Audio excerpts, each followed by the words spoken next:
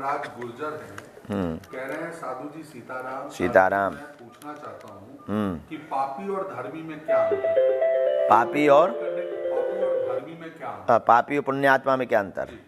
पापी पाप करने के बाद भी सुखी है, राजनेता, बड़े बड़े व्यापारी और बड़े लोग, और धर्मी धर्म करने के बाद भी दुखी है। बहुत अच्छा आध्यात्मिक आपका प्रश्न है। पापी और पुण्यात्मा में सीधा सा अंतर यही है कि एक कालिक है और एक सफेद है। पापी और पुण्यात्मा में सीधा सा अंतर यही है कि एक पृथ्वी है तो एक गगन है। पापी और पुण्यात्मा में ठीक ऐसा ही अंतर है कि एक विष है और एक अमृत है। पापी और पुण्यात्मा में ठीक ऐसा ही अंतर है जैसे कांच और मणि में अंतर है। तो आपने कहा कि पुण्यात्मा हमेशा परेशान रहता, पापी दुखी रहता, ये सिर्फ कहने की बातें हैं, ऐसा नहीं है।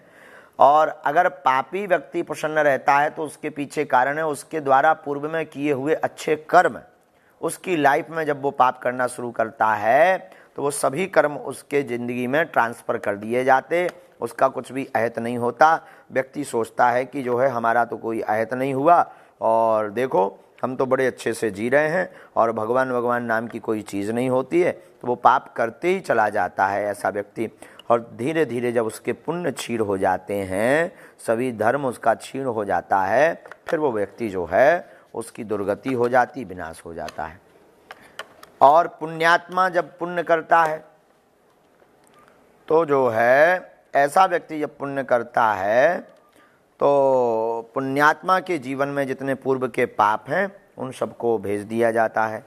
तो वो उसको लगता है कि भगवान होते नहीं, हम जब से धर्म करने लगे हैं तब से बड़ा कष्ट पाने लगे हैं। उसको लगता है भगवान नाम की कोई चीज़ नहीं है। लेकिन जिस दिन उसके सभी पाप शांत हो जाते हैं, पूर्व के किए हुए बुरे कर्म, वह व्यक्ति जो है सदा सदा के लिए स्वयं के साथ साथ आने वाली संपूर्ण वंश, संपूर्ण पीढ़ी प्रसन्नता की ओर जाती है, सुख समृद्धि की ओर जाती है और महासुख को पा जाते हैं। इसलिए ज़िंदगी में धर्मात्मा बनना बहुत आवश्यक है।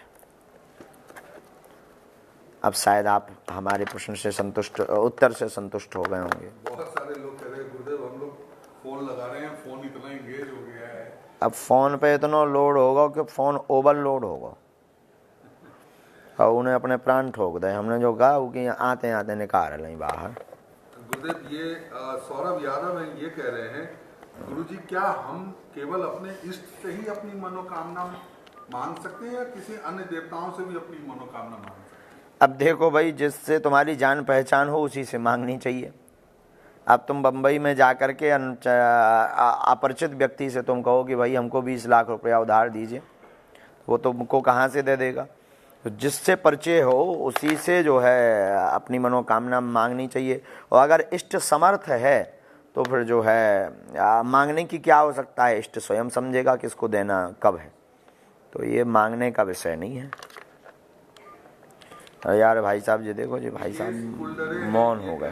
भक्ति साधना में मन लगे उसके लिए क्या करना चाहिए? गुरु कृपा को पाइए और जो है गुरु कृपा को पाने के बाद में साधुओं की संगत, भगवान की कथा और साधुओं की शीत प्रसादी पाइए।